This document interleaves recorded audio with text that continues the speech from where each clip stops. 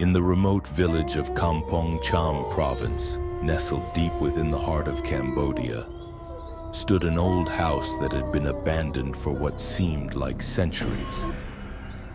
The house was not merely old, it was a relic of a bygone era, a skeletal structure that time itself seemed to have forgotten. It was situated not just near an estate, but at the very center of a sprawling expanse of land that had once been the pride of a wealthy family. The estate, however, had long since fallen into disrepair, swallowed by a fetid forest of gnarled trees that clawed at the sky like desperate hands. The wooden walls of the house were more than just crumbling.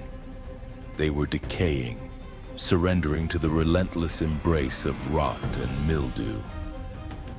The roof wasn't simply riddled with holes, it was a patchwork of broken tiles and gaping voids that allowed the elements to seep in, painting the interior with streaks of decay. And the sound wasn't just the wind whistling, it was the mournful cry of the house itself, a symphony of creaks and groans that spoke of a deep and abiding sorrow. Inside, in an inner room shrouded in perpetual twilight, hung an old bronze mirror. It wasn't just any mirror. It was an artifact, its surface etched with intricate carvings of Apsara figures, their celestial dance frozen in time. This mirror was rumored to possess a dark secret, a malevolent energy that whispered promises of misfortune and despair. None of the villagers dared to approach the house, for they believed that the vengeful spirit trapped within its depths would not only haunt but utterly consume anyone foolish enough to gaze upon its reflective surface. The story of the house and the spirit that dwelled within was a tale woven into the very fabric of the village, a legend passed down through generations. It began during the French colonial era, a time of both beauty and brutality when Cambodia was caught between tradition and the encroaching influence of the West. Chhaya was a young woman of extraordinary beauty, a jewel of the village. She wasn't simply beautiful, she possessed a radiant grace that captivated all who beheld her. She was born to one of the wealthiest families in the province, landowners whose estate stretched as far as the eye could see. Their prosperity, however, was not without its shadows. Chhaya's parents, fiercely protective of their heritage and resistant to the colonial rule, perished during a revolt against the French, leaving Chhaya alone in the world, heir to a vast fortune and a legacy of defiance. Chhaya, despite her loss, grew into a woman of remarkable strength and compassion. She was kind to the poor, generous to the needy, and possessed a spirit that shone like a beacon in the darkness.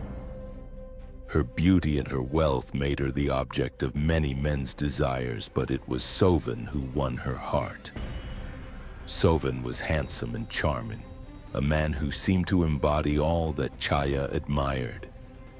He was eloquent, ambitious, and appeared to share her vision for a free and prosperous Cambodia. Their engagement was celebrated throughout the province, a union that promised to unite two powerful families and bring great joy to the land. But beneath the veneer of charm and charisma, Sovann harbored a dark secret. He was not content with Chhaya's love. He coveted her inheritance, the vast lands and riches that she controlled. His ambition was a hungry beast, and Chhaya's wealth was the feast that he craved. As time passed, Sovann's true nature began to reveal itself. He became distant, his affections waning as his desire for wealth grew.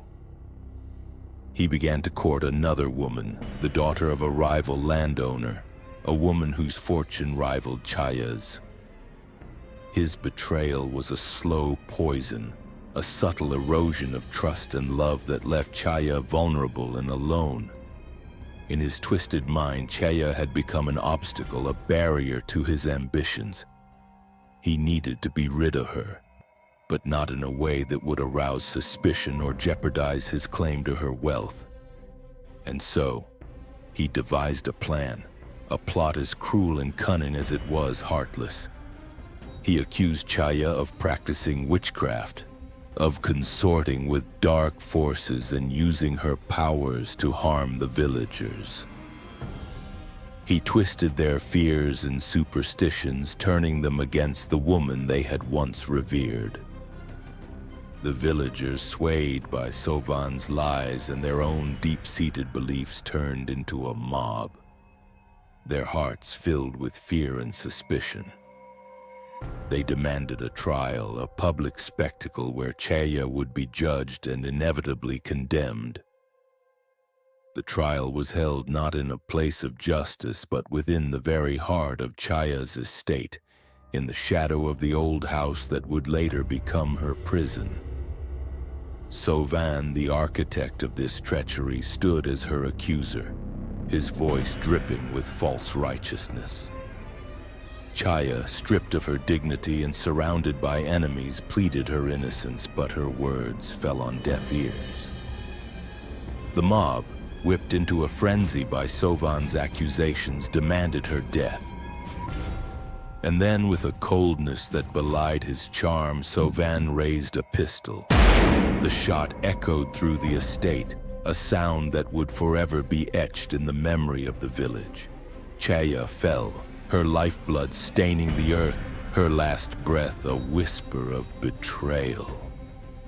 But as she fell, something extraordinary, something terrible happened. Her blood, instead of soaking into the ground, splattered onto the old bronze mirror that hung on the wall of the house. It was as if the mirror itself had reached out, drawn to her essence, her life force. In that moment, Chhaya's spirit, pure and untainted, became trapped within the mirror, bound by the dark magic of Sovann's treachery and the ancient power of the artifact. Sovann, believing he had rid himself of Chhaya, sought the aid of a powerful sorcerer, a man rumored to traffic in the darkest of arts.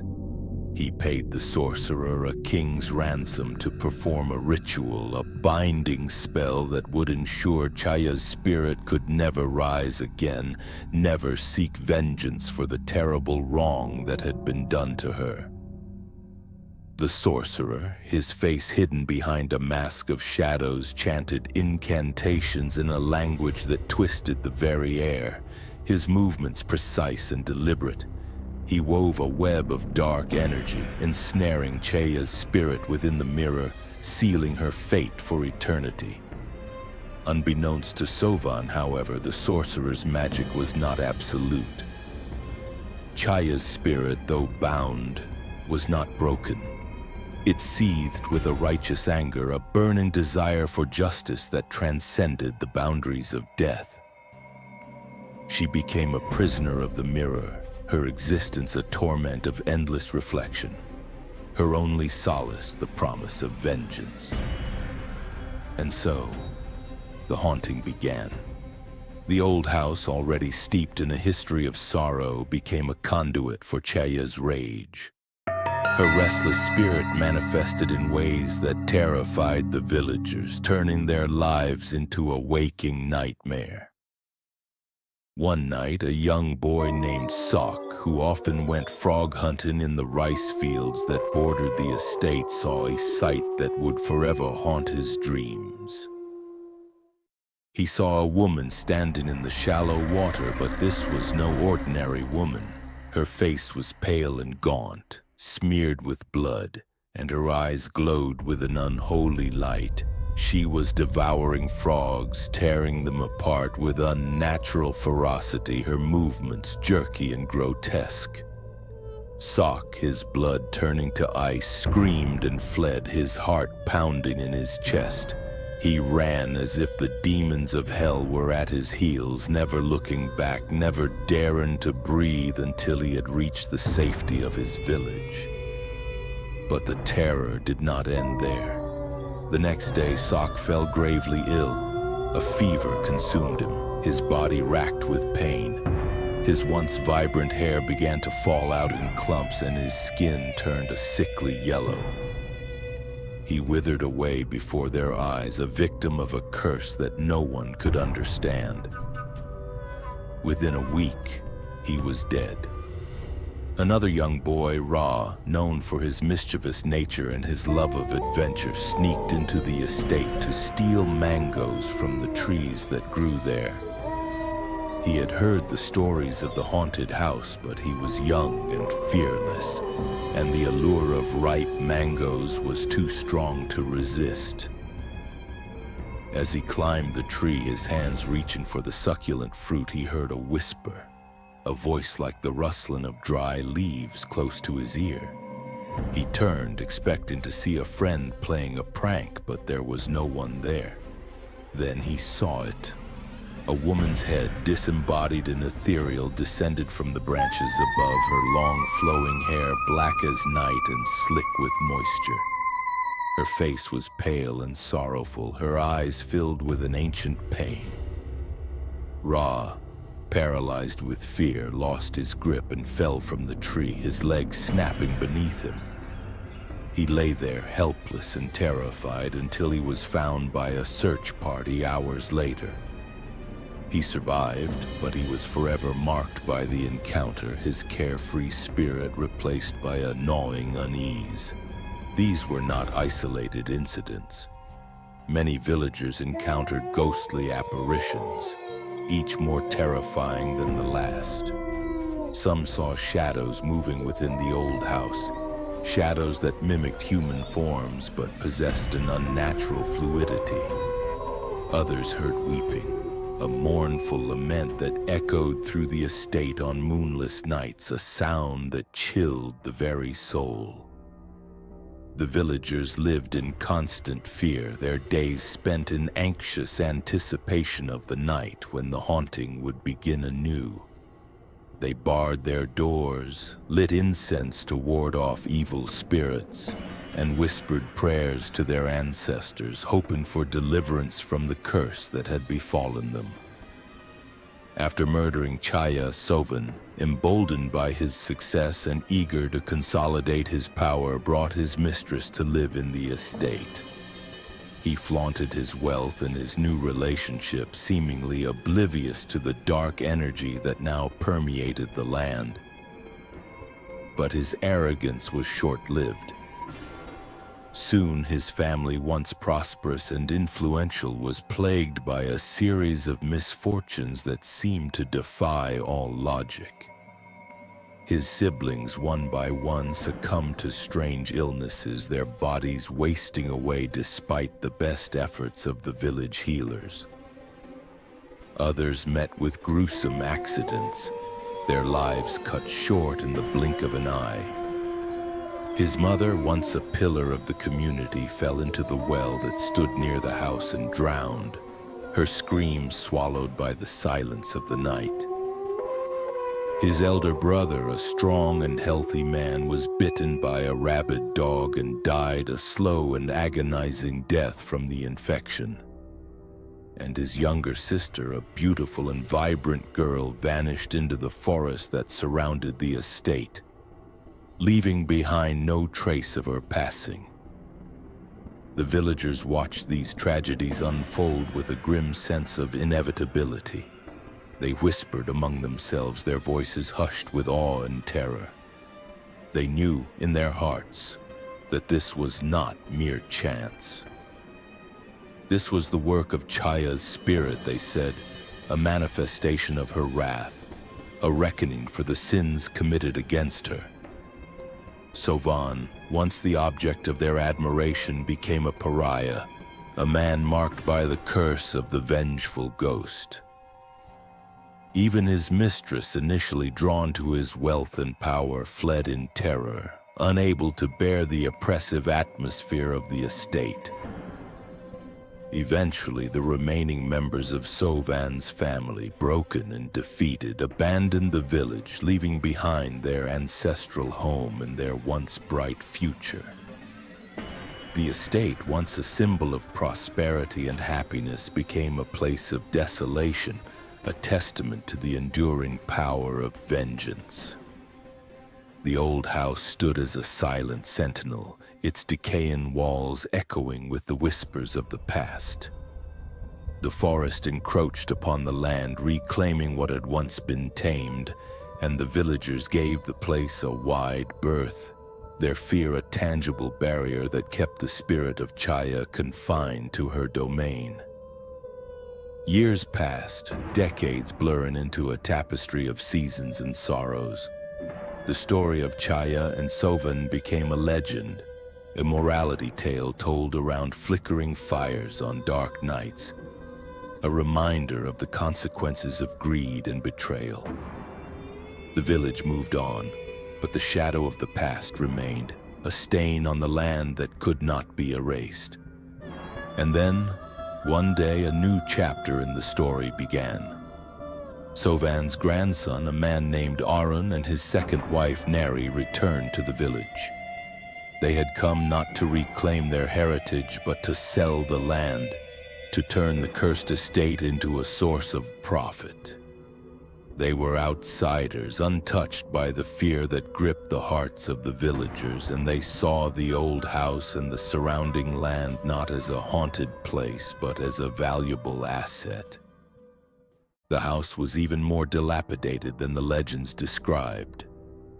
The once grand structure was now a ruin, its foundations crumbling, its once proud facade scarred and weathered. They found urns containing the ashes of Sovann's mother and brother, remnants of the tragedies that had befallen his family.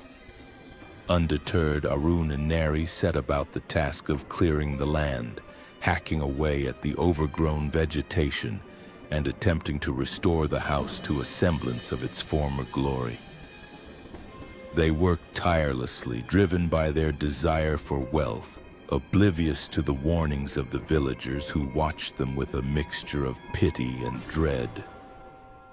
As dusk settled, casting long shadows across the estate, they heard a sound, a soft, mournful weeping that seemed to emanate from the house itself.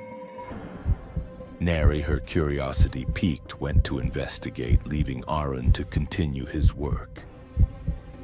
She ventured into the depths of the house, her footsteps echoing in the silence, her heart pounding with a mixture of fear and excitement. She searched every room but found nothing, no source for the haunting sound. Then in the inner room, the room where Chhaya's blood had stained the mirror, she saw it, the bronze mirror. It was remarkably clean, untouched by the dust and decay that coated everything else in the house. It gleamed with an unnatural light, its surface smooth and reflective. Neri was captivated. She had never seen anything so beautiful, so pristine. She called out to her husband, her voice filled with wonder. "Arun, come quickly. You have to see this mirror. It's breathtaking." Arun, drawn by his wife's excitement, joined her in the room. He too was struck by the mirror's beauty.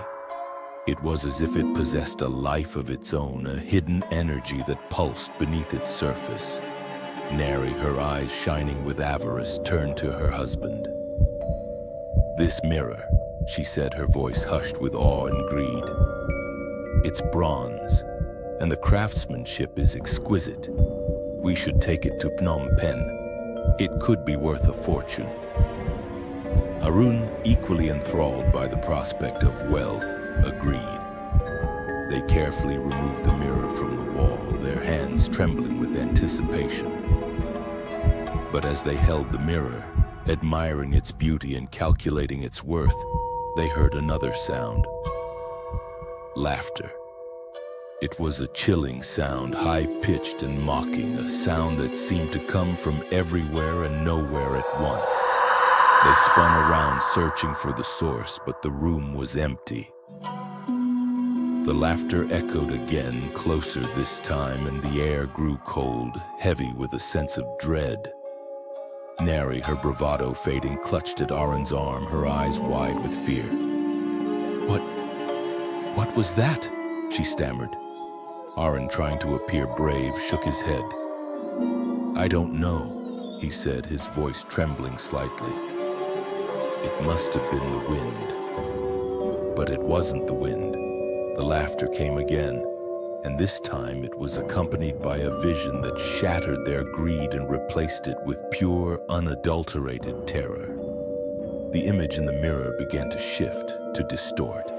The serene Apsara figures twisted into grotesque shapes, their faces contorted in agony.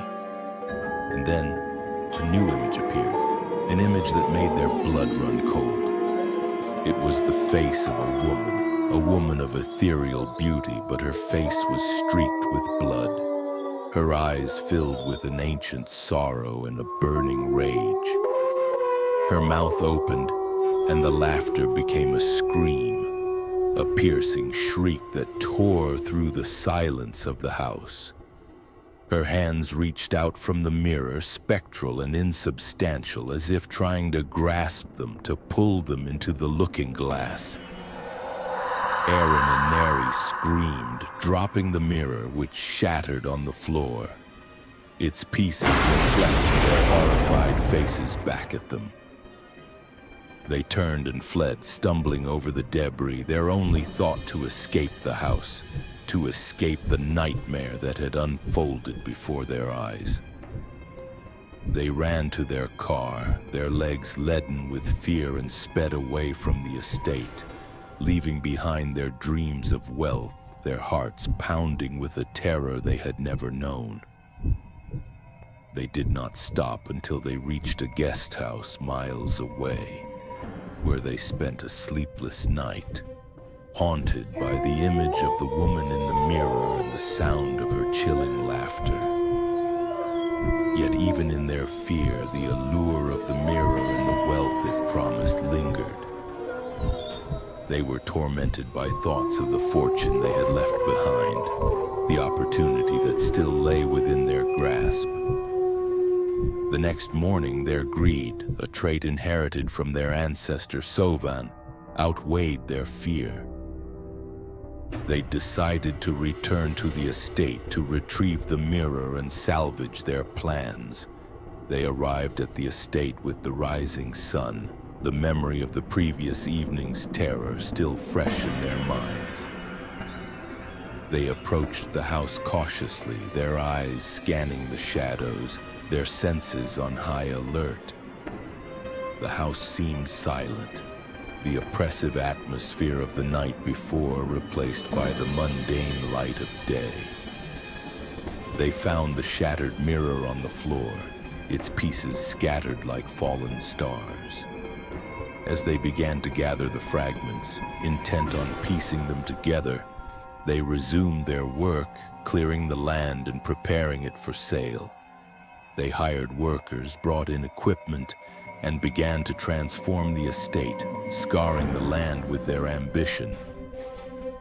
But their efforts were doomed. The spirit of Chhaya would not allow her domain to be desecrated. As they worked, the accidents began. A worker fell from a scaffold, his body broken and twisted. A piece of machinery malfunctioned, injuring another man. The villagers whispered, their voices filled with a grim satisfaction. They said that Chhaya was protecting her land, punishing those who dared to disturb her peace. Arun and Nari, however, refused to heed the warnings. They pressed on, their greed blinding them to the danger that surrounded them. They were so close to their goal, so tantalizingly close to the wealth they craved. They would not be deterred. And then, the final tragedy occurred. Aron and Neri were standing beneath a large tree directing the work crew when a sudden gust of wind swept through the estate. The tree, weakened by age and decay, groaned and cracked. And then, with a sound like the roar of a dying beast, it fell, crashing down upon Aron and Neri, crushing them both instantly. Their deaths were gruesome and swift, a stark reminder of the power of the spirit that dwelled within the land. The villagers who witnessed the accident were not surprised. They had known, they said, that the estate would claim its due. Chhaya would not be denied her vengeance. The deaths of Arun and Nari served as a final warning, a definitive end to the attempts to exploit the haunted estate. The land was left undisturbed, reclaimed by the forest, and the old house stood once more in silent solitude, a monument to a tragic past. The legend of Chhaya and the bronze mirror became even more deeply ingrained in the folklore of the region, a chilling tale that spoke of the enduring power of the spirit world and the consequences of greed and betrayal. Years later, in 1995, after the Khmer Rouge regime, a time of darkness and suffering that had left its own scars on the land, the village began to rebuild. The people, resilient and determined, sought to create a future free from the horrors of the past. They remembered the legend of the haunted estate, the story of Chhaya and the vengeful spirit. And they decided that the land, once a source of fear and death, could be transformed into a place of hope and life. The villagers, united in their purpose, cleared the estate land, carefully removing the remnants of the old house and the shattered mirror. And on that ground where tragedy had once reigned, they built a school. The school was a simple structure, but it was filled with the laughter of children, the sound of learning, and the promise of a brighter future. The children who studied there never heard whispers or saw ghostly apparitions. The haunting had ceased, the spirit of Chhaya finally at peace. The village, once haunted by the specter of the past, became a place of healing and renewal.